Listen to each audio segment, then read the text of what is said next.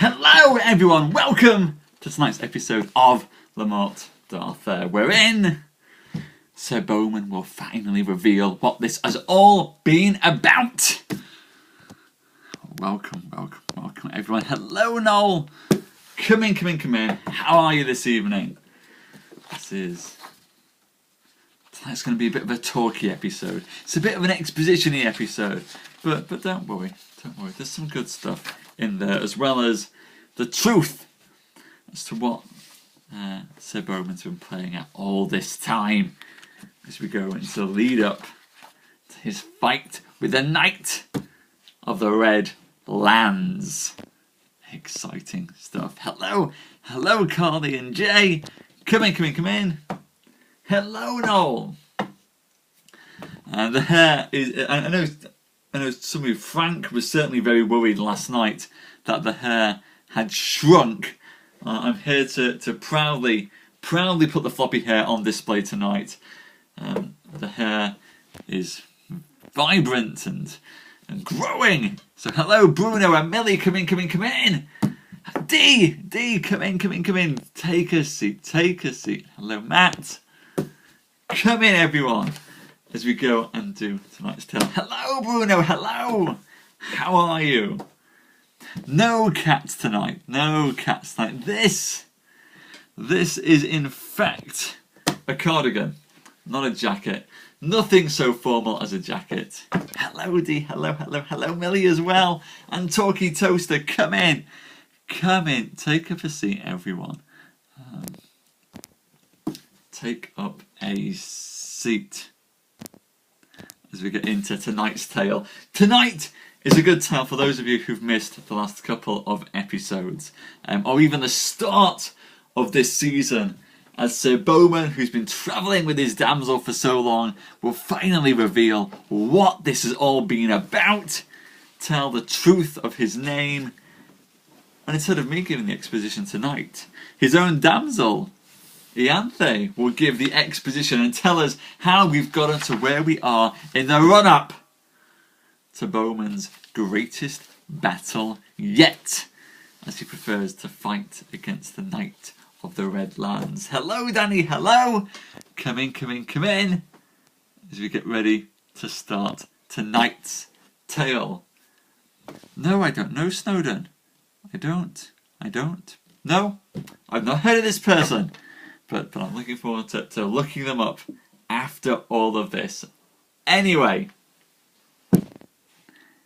No, not Edward Snowden. Not me. Nope, not me. Anyway, finally into tonight's tale as we get into... Yes, I know who... Darren, I know who he is. But he's not the star of the show here. The star is Sir Beaumains. Not some whistleblower. Anyway... Back into tonight's tale at last, as we tell the tale of Sir Beaumains and his lady Ianthe. So, for those of you who've missed the last couple of episodes or are joining us for the first time tonight, we are telling the tale of a young man who has come to the court of King Arthur and requested of Arthur 3 wishes to be granted. Arthur, of course, agreed to grant 3 wishes to this man. The first wish that this man had was that he should be given food for 12 months. Arthur agreed and then sent the man to his steward, Sir Kay, with instructions that this man, who gave no name for himself, should be treated by a lord and fed for those 12 months. Well, Sir Kay, the steward, is hardly the kindest knight going, for... with no title behind this man, Sir Kay decided to treat him as nothing more than a kitchen boy instead. Sent him to the kitchens to survive on scraps for 12 months, even though some knights of the realm, Lancelot among them, thought that perhaps there was more to this knight than first seemed. Still, Sir Kay could not be persuaded out of anything else, and 12 months passed. And at the end of those 12 months, a damsel came to the court of Arthur, saying that her own sister was being held siege in a castle by the Knight of the Red Lands, and she demanded help from Arthur and his knights.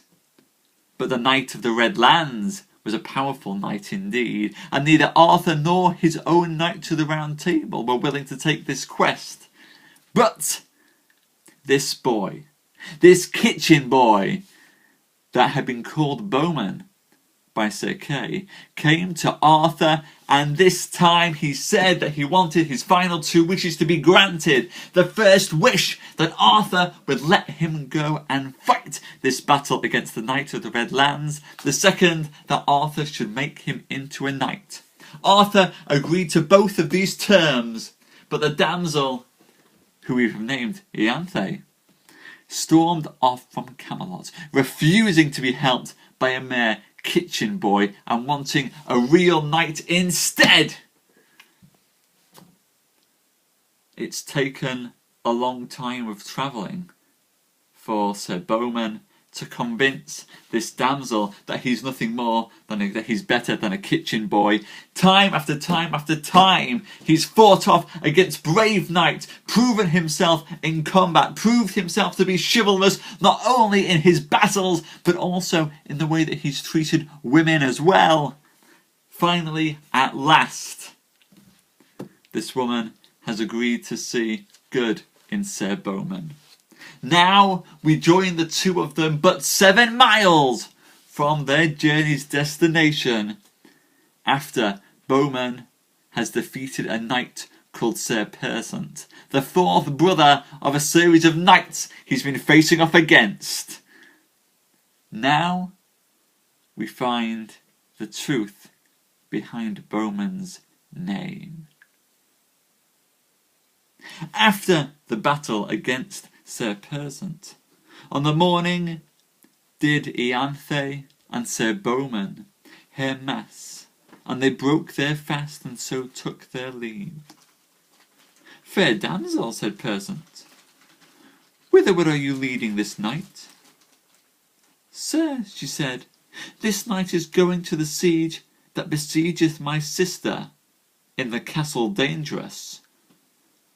"Ah," said Persant, "that is the Knight of the Red Lands, the which is the most perilous knight that I know now living, and a man that is without mercy. Men say that he has the strength of 7 men. God save you," said he to Beaumains, "from this knight, for he does great wrong to that lady, and it's a great pity, for she is one of the fairest ladies of the world, and it seems to me that your lady is her sister. Is not your name Lynette?" said he. Bum bum bum! "Yes, sir," said she. "My sister's name is Dame Leon's." "Now shall I tell you," said Sir Persant. "This Red Knight of the Red Lands hath lain long at siege, well nigh for 2 years, and many times he might have had her, and he would have, but he's prolonged this time for his intent, because he wants to have Sir Lancelot de Lake do battle against him, or Sir Tristram, or Sir Lamoureux de Galis, or Sir Gawain, and this is why he's tarried so long at his siege. Now, my lord, Sir Persant of Inde," said the damsel Lynette, "I require you that you will make this gentleman knight, or ever he fights with the Red Knight."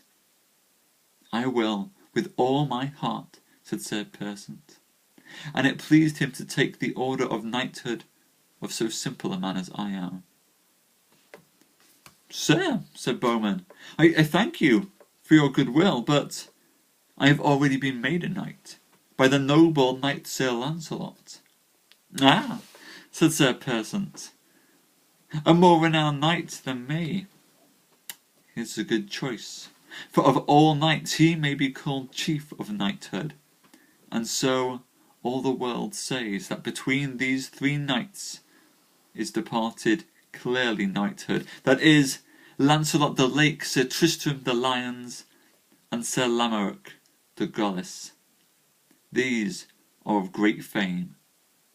No, there may be other knights, such as Sir Palamedes the Saracen and Sir Sacer, his brother. Also Sir Bleoberis and Sir Blamor de Ganis, his brother. Also Sir Bors de Ganis, Sir Ector de Marie, Sir Percival de Galis. These and many more are noble knights, but there are none that pass that four. Therefore, God speed you well, said Sir Persant, for you may match the Red Knight, and be called the fourth knight of the world. Sir, said Beaumains, I would fain to be of good fame, and of knighthood, and I let you see I came of good men, for I dare say that my father was a noble man, and so you will keep it secret and with this damsel, if I tell you of what kin I really am. We will not tell anyone, they both said, not unless you command us by the faith we owe unto God. Truly then, he said, my name is Gareth of Orkney, and King Lot was my father, and my mother is King Arthur's sister, the Lady Morgane, and Sir Gawain is my brother, and Sir Agravaine and Sir Gaheris, and I am the youngest of them all. And yet neither King Arthur nor Sir Gawain knows who I am. We're halfway there through tonight's tales, ladies and gents. We've got a real name now for the damsel, so we named her only in just enough time. Her name is Lynette, and Beaumains is not only the brother of Gawain, he's also the son of Morgane le Fay, the witch. I bear a grudge. Now we follow with the rest of tonight's tale as we bring ourselves up to the point of readying for battle with the Knight of the Red Lands. So, as this book says, the lady that was besieged had word of her sister's coming by a dwarf and a knight who was with her, and she had heard how they had passed all perilous passages. What manner of man is he? Said the lady. He's a noble knight. Truly, madam, said the dwarf, and but a young man. But he is as likely a man as ever you saw any. What is he? Said the damsel, and of what kin has he come, and who made him a knight? Madam, said the dwarf, he is the king's son of Orkney, but his name I will not tell you at this time. But know you well that Sir Lancelot made him a knight, for of no other would he be made a knight, and Sir Kay named him Beaumains. How did he escape, said the lady, from the brethren of Persant? Madam, he said, as a noble knight should. First he slew 2 brethren at a passage of water. Ah, said she, they were good knights, but they were murderers. One was called Gerard de Bruce, the other was called Sir Arnold de Bruce. Then, madam, he recounted with the Black Knight, and slew him in plain battle, and so he took his horse and armour, and fought with the Green Knight, and beat him in plain battle, and likewise he defeated the Red Knight, and then the Blue Knight, and beat him in plain battle. Then, said the lady, he has overcome Sir Persant of Inde, one of the noblest knights of the world.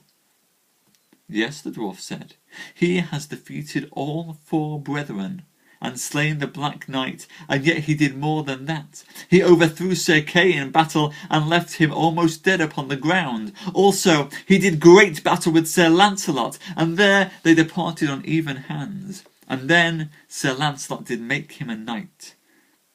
Dwarf, said the lady, I am glad of these tidings, therefore go into a hermitage of mine nearby.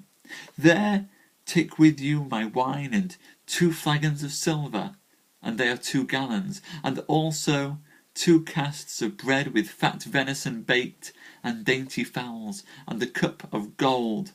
Here, I deliver with you what is rich and precious. Bear all this to my hermitage, and put it in the hermit's hands. And since you go unto my sister, greet her well, and command me unto that gentle knight. Pray for him to eat and drink and make strong, and say unto him that I thank him for his courtesy and goodness, and he would take upon him such labour for me that never did him bounty nor courtesy. Also pray that he is of good heart and courage, for he shall meet against a full noble knight. But he is neither of bounty, courtesy, nor gentleness, for he attendeth unto nothing but to murder, and that is a cause I cannot praise him or love. And so this dwarf departed, and came to Sir Persant, where he found the damsel Lynette and Sir Beaumains, and there he told them all that he had heard. And then they took their leave. But Sir Persant took an ambling hackney, and conveyed them on their ways, and then beleft them to God. And so, within a little while, they came to that hermitage, and there they drank the wine, and ate the venison and the fowls that were baked. And when they had repasted, then the dwarf returned again with his vessel to the castle again, and there he met with the Red Knight of the Red Lands, and asked him from whence he came and where he had been. Sir, said the dwarf, I have been with my lady sister of this castle, and she has been at King Arthur's court, and brought a knight with her. Then I account their journey to have been lost, for even if she has brought with her Sir Lancelot, Sir Tristram, Sir Lamorec, or Sir Gawain, I would think myself good enough for all of them. It may be well, said the dwarf, but this knight has passed all the perilous passages that led here, and slain the Black Knight and 2 knights more, and defeated the Green Knight and Red Knight and the Blue Knight. Then is he one of these 4 that I have already named? He is none of those, said the dwarf, but he is a king's son. What is his name? Said the Red Knight of the Red Lands. That will I not tell you, said the dwarf, but Sir Kay, upon scorn, has named him Beaumains. I care not, said the knight, for whatsoever he be, for I shall soon deliver him, and if I ever match him, he shall have a shameful death, as any other might have had. That were pity, said the dwarf, and it's marvel that you shall make such shameful war upon noble knights. Ladies and gentlemen, we've got one more sleep until Beaumains and the Knight of the Red Lands finally kick it off and have a brawl. We're there, ladies and gents. Beaumains is at the foot of the siege. The Knight of the Red Lands is there and ready for battle. He wants to fight against a Sir Tristram or a Sir Lancelot or a Sir Gawain. He won't get it though. He'll face off against Sir Beaumains, and we'll finally see if Beaumains is ready to stand next to those great knights. Thank you very, very much, Kathy and Dee. Hope you enjoyed that one. We've got some serious smiting coming up now. This will get epic before its end. Some really epic stuff. So, excellent, D. Glad you're looking forward to this. Danny, glad you're looking forward to this one as well. This will be good. Before the weekend, ladies and gents, before the weekend, we'll see which knight is laying in the bloody dirt. Place your bets now. It will be epic smiting. It will be total epic smiting, Danny. And I'm really looking forward to doing evil voices for the Red Knight. And waving of hands. And all that good stuff, which is why I get out of bed in the mornings. And to go to work as well sometimes. But mainly I get out of bed to come and do this. But yes, really looking forward to that. Coming up later tonight in about 10 minutes time, we've got Poetry Live and I'm going to be reading some Dylan Thomas. We're going Welsh tonight. So yes, do not go gently into that good night. Possibly a message that we could give to Sir Beaumains as he races off against this. So looking forward to that. Hope you guys will join me for it. It will be a lot of fun. And of course it'll be even more fun with you guys as well. In fact, I'm saying it'll be a lot of fun because I'm assuming that some of you will be there. Without anybody turning up for it, it's no fun at all. Well, D, you absolutely no betting for you then. No betting for anyone who's read this book before, or who's gone to Wikipedia, or who's talking to D. Only for those who think there might be a chance. I think even without knowing the outcome of tomorrow's battle, and I say tomorrow's battle will be so epic it will last into Friday. No, yes? Is it Wednesday today or Tuesday? What day is it today? I've been off work, I don't know.